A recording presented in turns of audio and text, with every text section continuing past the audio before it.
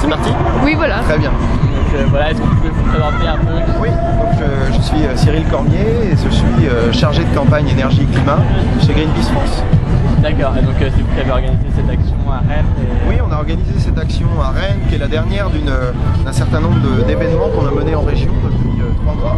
On est allé dans une dizaine de villes en France avec des associations à chaque fois locales, comme aujourd'hui, il y a le réseau Sortir Nucléaire et puis il y a aussi des associations de la défense des éoliennes, de la promotion des énergies renouvelables.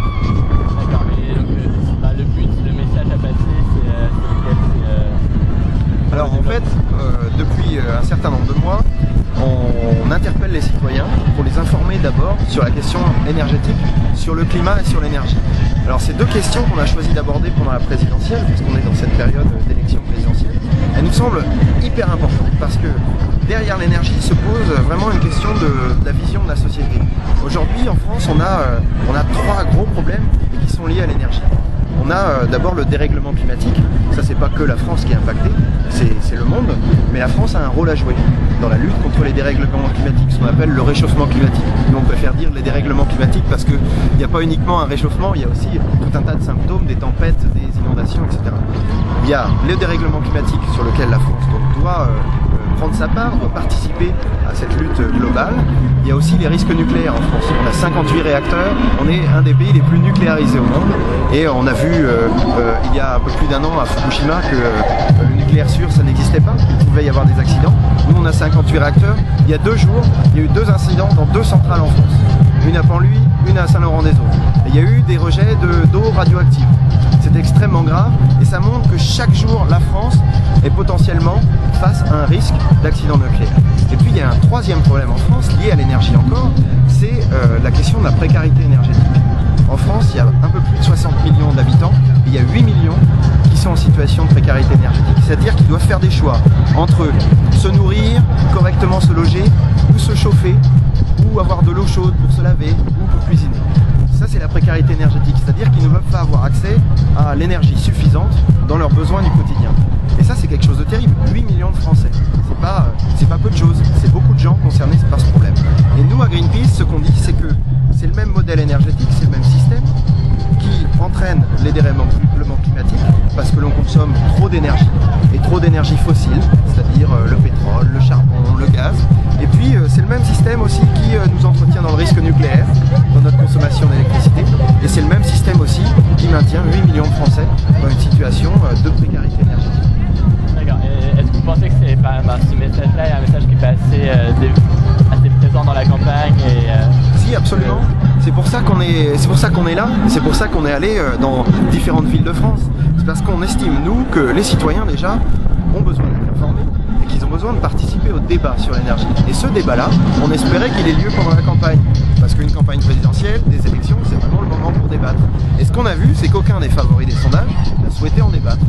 Et on s'est posé la question, pourquoi? Pourquoi? Mais c'est parce qu'ils n'ont pas de plan. Ils ne savent pas comment faire. Ils ne savent pas, alors nous on a voulu montrer aux citoyens en faisant venir les associations locales qu'il y avait des alternatives locales. Par exemple ici en Ille-et-Vilaine, il y a des projets où des associations, des communes se rassemblent et puis construisent des éoliennes pour fournir l'électricité à tout un village, à toute une commune. Ça montre bien que c'est possible et ça montre bien surtout que c'est déjà en train de se passer. Ce qu'on a voulu montrer aux citoyens, c'est qu'ils étaient déjà nombreux à vouloir ce changement de modèle énergétique, ce qu'on appelle la révolution énergétique, parce qu'il faut vraiment changer beaucoup de choses.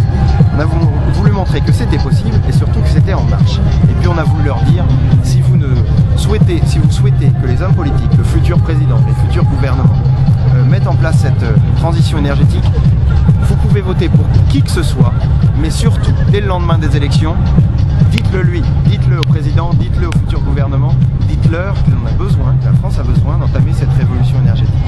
Et juste dernière question, concrètement quand on est lycéen, qu'on ne vote pas forcément, quelle action on peut avoir pour se mobiliser, en parler autour de nous Eh bien écoutez, c'est pas parce qu'on n'est pas encore en âge de voter qu'on n'est pas citoyen.